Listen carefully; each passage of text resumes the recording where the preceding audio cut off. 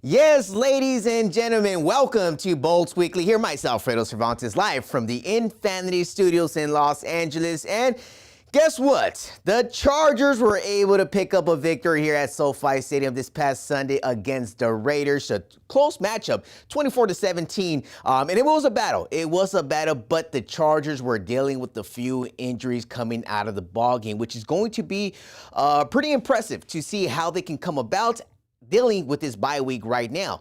But breaking news broke earlier this morning as the Chargers made a big move, moving on from their 5-year contract they just signed on J.C. Jackson this past offseason for $82.5 million. Now they shipped him back to New England. And maybe let's see if J.C. actually gets an opportunity to play, because for what we know right now, J.C. Jackson is a wanted man in the state of Massachusetts. As I did talk to you guys about this, there was a warrant for his arrest. Not sure if that situation has been cleared up because J.C. Jackson decided not to pay that $500 fee, which is nothing to him after you got $82.5 million. But responsibilities did not go his way. But the Chargers finally moved on from that. They swapped 2 draft picks. They swapped a 5th rounder and a 6th rounder and combined and switching the money situation as well, because the Chargers will continue to pay on half of Jackson's contract. But that can only help out the development for some of these other younger guys that the Chargers have right now. Because from what we know right now, J.C. Jackson was a healthy scratch at Minnesota the previous week prior to week 4. And the situation was, they asked Brandon Staley after the game, like, hey, Brandon, why was J.C. a healthy scratch? Why did he not get any snaps? And he's like, you know what? Right now, we need every single player to step up. We just hope that he continues to work harder. Once that line came out of Brandon Staley's mouth, say, well, he needs to work harder, it's like, okay. There must be something going on during practice that we're not seeing, and maybe the coaches are seeing a little more on J.C. Jackson. Because from the moment J.C. Jackson put on that jersey, that Charger jersey last season, he really didn't have much to do. After week 1, playing against the I continue to say the Oakland Raiders, but they're the Las Vegas Raiders last season on week 1, played that game. Then on week 2, on Thursday Night Football against the Kansas City Chiefs, that's where he tore his Achilles, out for the season. And then now he returned this year, and it seemed like he lost a step. And we can blame the injury a little bit there. Of course, when you deal with an Achilles injury, it is crucial. It's a bad injury, and some players do come back, some don't. And the Patriots took a big chance. They took a big chance in reacquiring J.C. Jackson. Right now, is that Bill Belichick's decision? He is part GM, as you know, he does have a lot of decision making up there in New England, but it's only going to benefit the Chargers moving forward. You got Gilman Seal there. You got Michael Davis, who's been terrific picking up the play here for the cornerbacks for the LA Chargers. But touching base a little bit on what happened on Sunday afternoon. That Sunday afternoon matchup, as I was there watching it firsthand, believe it or not, that Sunday game against Minnesota was a little bit of a deja vu moment, because what we witnessed in that last game, thankfully, they came up with a interception late in the game on Kirk Cousins, which we know that Kirk, that's what he lives for. Those moments, those crucial turnovers that kind of tell his whole career, his whole storyline right there, because that's what he's been dealing with his whole career, especially even when he was in Washington. But the moment that happened again in the 4th quarter, 4th and Staley, as we like to call it, he failed again. And, when you look at a situation like that, the whole stadium, even though this is the first time that I can say the Raiders and Chargers were 50-50 in that crowd. I mean, you saw a lot of black jerseys, and I saw a lot of baby blue, powder blue jerseys out there. But I did see a few black jerseys on the floor, because there was 2 humongous, hilarious fights that were happening down there. One from a female and one from a guy duel. So, you will always know that you can always expect fights with the LA Chargers in the Raider games, especially here in LA in SoFi Stadium. But talking about the performance of Justin Herbert, we know that Justin Herbert just cashed in a few weeks ago. He cashed in on that $260 million contract. But guess what? Sunday marked his worst game of his career. Can you believe that? He was up by 17 points, up humongous in this game. It just seemed like it was not really a battle. The Chargers went scoreless in the second half, which it was a little off. Yes, during the third quarter, big moment of all. Big moment in the third quarter. Justin Herbert went down and he fractured his left finger in his left hand, which is his ring finger, I believe. And Herbert, I was like, okay, he went under the tent. You know, once he goes under the tent, that's when the backup is going to be coming up. But guess what? Herbert said, hell no, I'm going back out there. Herbert has this little thing against the Raiders. He has lost 2 crucial games against the Raiders, both of them taking place in Las Vegas, but the one that happened in 2021 at the end of the season has always cemented in his head. He's like, you know what, when the Raiders come to town, that's when I'm here for the game. He's like, I wake up early for these games. This is what I live for. And he loves to compete out there. You got to give the man credit for coming out there, but having his worst performance of his career, only completing 13 passes, 167 yards, that's not the typical Justin Herbert that we know, but he did shut the game down at the end of the game with about a minute and a half remaining in that ball game. He completed a big pass right down the sideline, right in front of Brandon Staley, that kind of cemented the game for them. But we do want to give some credit to the defense as well. We know that the defense has really not been good enough defense this season. Of course, all 4 games. Let me go ahead and stop you guys right now. All 4 games that the Chargers have played this year have all been won or lost by 1 score. They've been so tight that you really do not know what's going to happen in the AFC. Right now, there are 7 teams in the AFC who are 2-2. So it's a free-for-all right now. The only team that has an advantage, it's the Kansas City Chiefs, which they are 3-1. You know, shout out to my guy, Michael Matthew, who's in here with the KC Chiefs. But even though the Kansas City Chiefs are the defending champions, we can see that there are a little bit of holes. People got a little bit of a game plan. They got a little exposed on week 1 against the Detroit Lions. You know, we knew that the Detroit Lions were going to be somewhat of an improved team from last season. Jared Goff, all of a sudden, he decided to be a man Jared Goff, from what I remember Jared Goff here in Los Angeles, he was never the man. He did make it to the Super Bowl 1 year, but there is a lot to look forward in the AFC. But I am going to go ahead and take you guys to a quick commercial break. When we return here on Bolts Weekly, I have a lot to talk to you guys about the next move on what is going to be happening during the Chargers bye week as well. What are we going to do about Brandon Staley when we return here on Bolts Weekly? What's up, y'all? This is Lexi Brown with the LA Sparks, and you're watching Infanity TV. Profanity Nation. A podcast for the fans, by the fans. Dive deep into the topics the other shows miss. Raw and uncensored. And he's going to play team ball. His legacy is at stake. Rare, hard-hitting interviews with players, coaches, and you, the super fans. I'm not hating. I'm like, okay, cool. Good. 3 championships in 5 years. He's more than good, bro. Profanity Nation. Listen live or subscribe on your favorite podcast platform. Powered by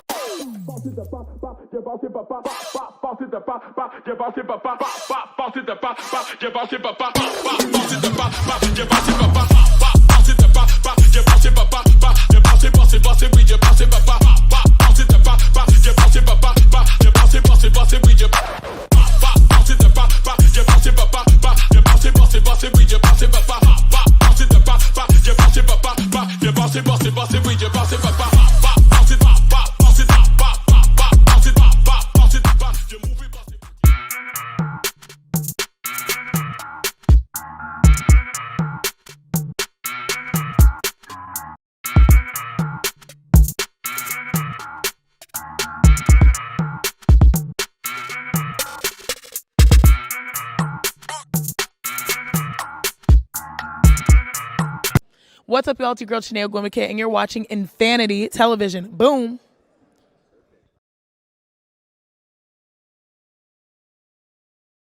Back here live from the Infanity Studios for Bolts Weekly. Of course, you guys can tune in every single Wednesday here. We got a lot of great shows as well, so subscribe to the YouTube channel right now. Hit that notification button because you will be notified every time we go live here in Infanity Studios. But right now, I do want to talk about the QB comparisons because we had two interesting comparisons with these two quarterbacks. Of course, prior to Sunday's game, the Las Vegas Raiders announced that Jimmy Garoppolo is out due to concussion protocol, and he was not capable of starting this game on Sunday, which I was really looking forward to it because Jimmy Garoppolo has had 6 interceptions so far, and I was kind of excited to try to catch a pass from him, but he didn't make it out there to the field. But Aiden O'Connell, Mr. O'Connell went out there as a rookie and kind of showed out. He really, if the Raiders would have gotten an opportunity to win that game, this would have really put up his kind of like, cemented his rookie performance here because his performance out there, 24 completions out of 39 passes, 239 yards, and of course he did have that one crucial interception late in the game that was picked up by Asante Samuel Jr., who saved their Chargers season and keeping them at 2-2. But when you look at Justin Herbert, I did talk about Justin Herbert and his kind of performance that was not up to what he's capable of doing, only completing 13 passes out of 24, 167 yards, and injuring his left finger on his non-throwing hand, which is something that we do have to kind of continue to focus on because moving forward, that can be a crucial thing to the Chargers season because we know that the Chargers deal with a lot of injuries. And right now, when you look at what Justin Herbert was able to do, he's going to be coming into a bye week right now. Coming into the bye week, you're going to be able to see him possibly rest, him possibly getting the opportunity to finally maintain his body because he's a strong man. He even said it. He's like, I don't care about this. It's just a scratch to me. He called it a scratch. I mean, you're talking about a fractured finger in your hand. I mean, I dealt with the fractured finger a few months ago, and couldn't even bounce a basketball. So for Mr. Justin Herbert to be able to deal with something like this, and of course he will be facing the Dallas Cowboys, which will be a very, very interesting game. That will be a Monday Night Football game. I am going to touch a little bit more on that game a little later today. But another injury report. We're looking at possible Donald Parham being out for the next 2 to 3 weeks. He is dealing with a sprained wrist. Donald Parham, he kind of switches in and out as a receiver, as a tight end. He plays both positions, especially with the new offense with Kellen Moore. Kellen Moore has been doing a lot of impressive things out here. Of course, the offense is not the problem for the Chargers right now. It's not the problem. They're putting up points. They're moving the ball. Guys are making plays. But when you really look at that QB comparison, that is only going to show you what Herbert is capable of doing on the bad night. This is him on the bad night right now. This is the worst he's ever dealt with. And for the Chargers to still come out victorious this past Sunday was incredible. And you got to give a shout out to Khalil Mack, the return of the Mack. I mean, Khalil Mack didn't even need breakfast that morning because he came out here and got 6 total sacks in one game and now leads the NFL in total sacks. It's crazy. He entered the game with 0 and he ended the game with 6, and now he is a leading sacker in the NFL, which is impressive because that is the franchise record for the Los Angeles Chargers. So when you look at that quarterback, now I really want to say, well, who was the player of the game? Who was the player of the game this past Sunday against the Chargers and the Raiders? There's only one player that I can choose, and it's not a Charger. It is QB from the Raiders, Aiden O'Connell. And why is the Raider player my player of the game? Because if it wasn't for his interception, the Chargers would have been down, and they would have been down 1-3 in the season right now. But thanks to O'Connell, thank you very much, rookie, for that interception to Asante Samuel, because you literally saved Brandon Staley's job. Because Brandon Staley right now at this current moment, he's still on the hot seat. Even though they won the game, I heard everybody on national television, on the radio, talking about it, talking about why is Staley still a head coach, which I am going to get deeper on what is going to happen with Brandon Staley moving forward, because I mentioned it to you guys. If you guys watch the breaks, as you should, every single Monday through Friday here, 3 p.m. Pacific time on Infanity TV, I talked about I like Staley to continue being the coach. He is a player's coach. He is that young coach that young players want to play for, and he's a great motivator. When you're a great motivator out there, if you can motivate your team to go out there every single week and compete, it's a great thing. This team could have quit on him. They could have quit on him after the Tennessee game, after falling 0-2, but they didn't. They stood together, they went into a tough environment in Minnesota, and they took care of business. Even though it was a crucial interception, it happened.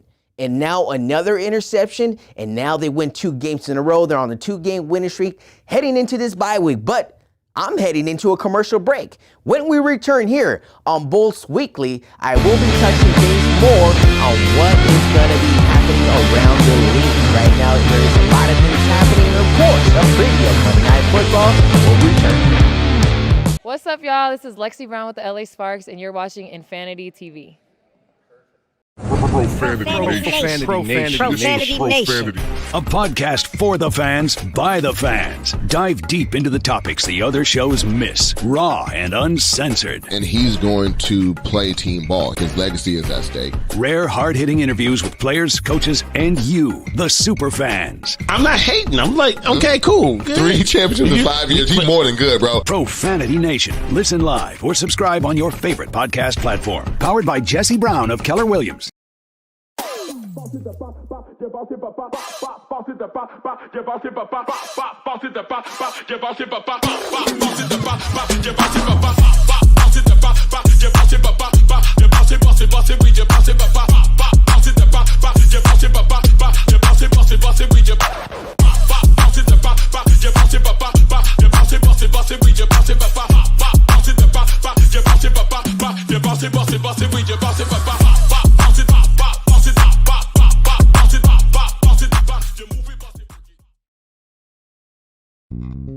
United One Protection Services. With over 30 years of experience, United One Protection Services has more expertise and knowledge than the other security companies combined. Residential, commercial, municipal, or institutional, United One Protection Services does more than just security. We protect your livelihood. United One Protection Services.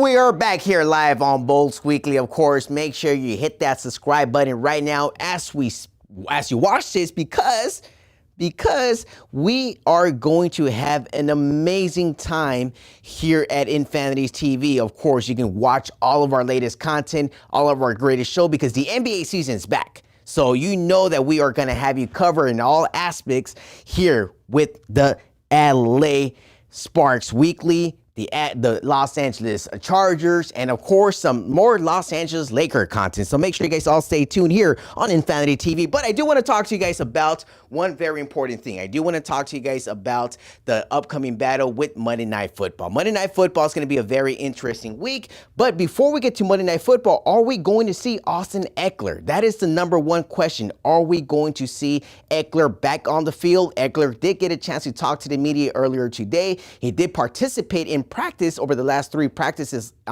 heading from last week prior to the Raider game. And Ekeler said, hey, look, I'm getting a lot better. I'm being able to move. He did have a high ankle sprain. High ankle sprains normally take you about 4 to 6 weeks. 4 to 6 weeks for you to go ahead and get back onto the field. This happened in week 1 against the Miami Dolphins, which we're talking about almost 3 weeks ago. So he should be back on the field. If I got to put my money on it, I can see Ekeler being back on the field. And of course,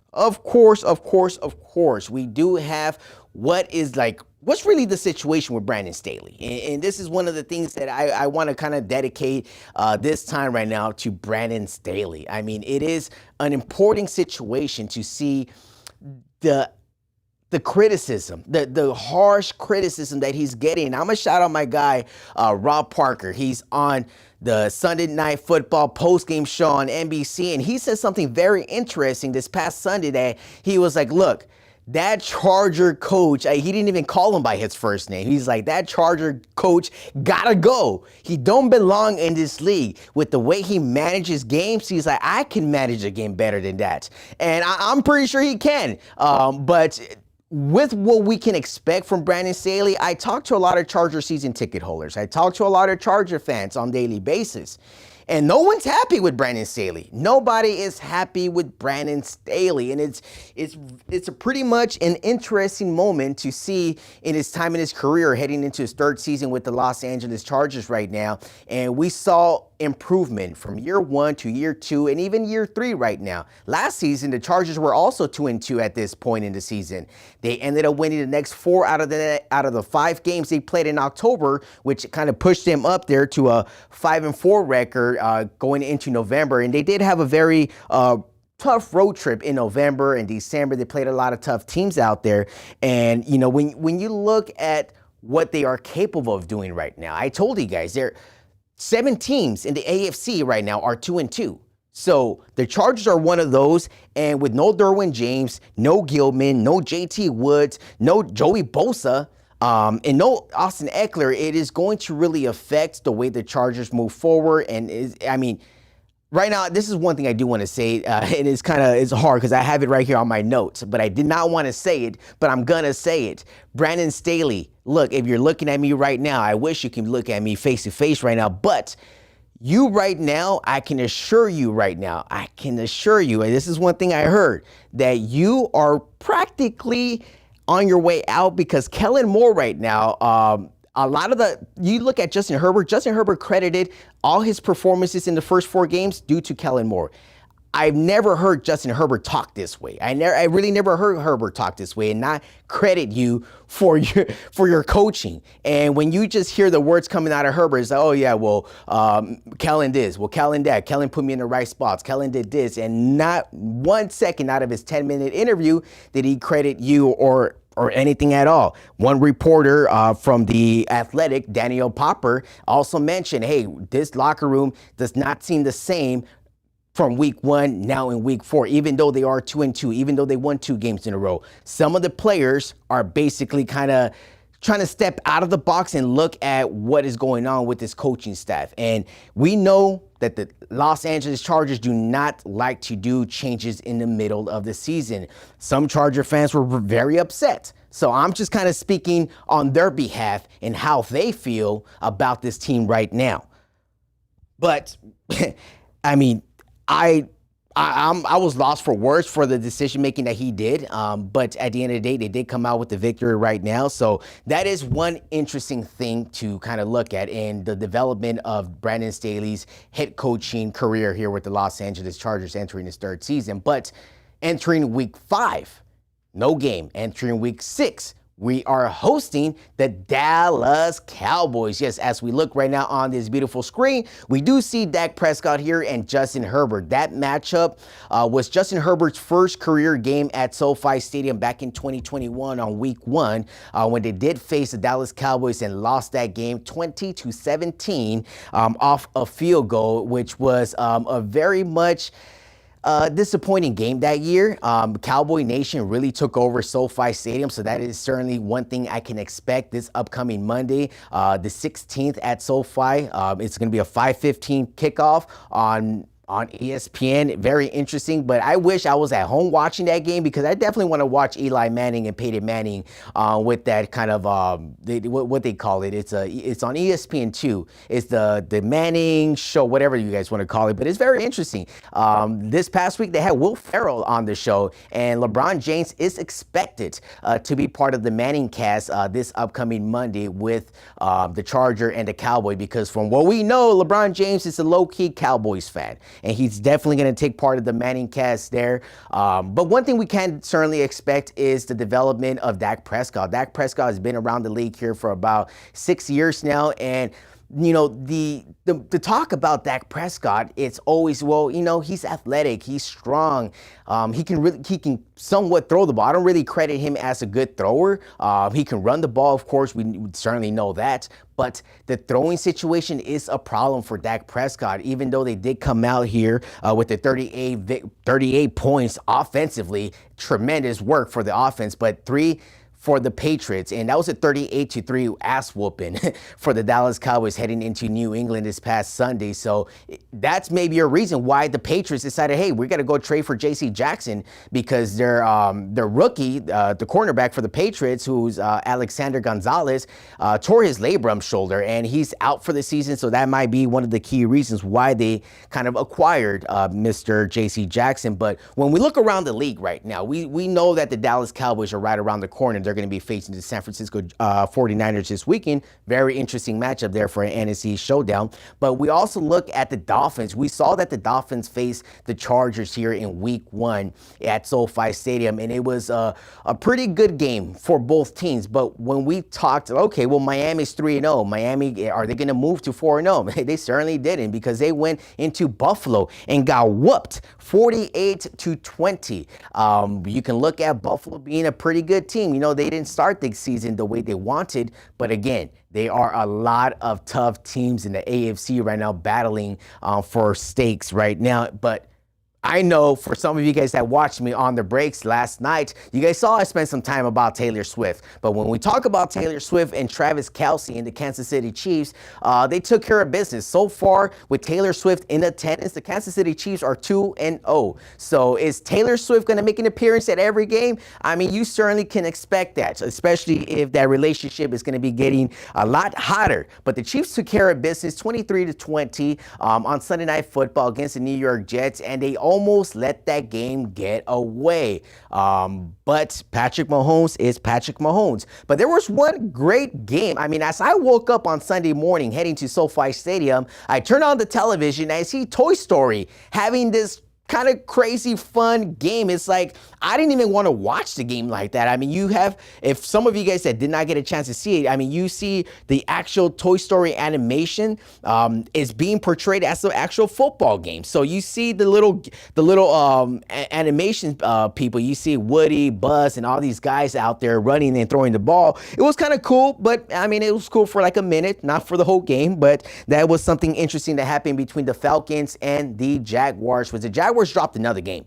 I mean, how can you lose 23-7 to the Falcons? So, no disrespect to Atlanta. They got Bijan Robinson, good guy out there. But as the Jaguars, what you did last season, you go and you lose to a team like this. I mean, that's the reason why the AFC kind of seems a little open right now. The leading parts of the AFC, of course, you got to give some shout out to the Kansas City Chiefs. They're right now at 3-1. The Chargers do got the Chiefs in week 7 in Kansas City, which will be an interesting matchup for us to go ahead and witness. But ladies and gentlemen, that is it for today here for Bolts Weekly, hosted by myself, Fredo Cervantes. And of course, make sure you guys all subscribe, follow us on social media, because we got a lot of great content coming up for you. And again, shout out to Jerry Tillery. That's one more guy I want to shout out, because Jerry Tillery, you came into SoFi Stadium, you tackled Justin Herbert out of bounds, and you got ejected. The whole Charger bench went after you, and you certainly had the balls to go and do that move and get ejected. But shout out to you, because I loved you. You were a great player for the Chargers over the last 2 seasons. But thanks again, everyone. I will see you guys next Wednesday, live from the Infanity Studios here in Los Angeles. I'll see you guys then.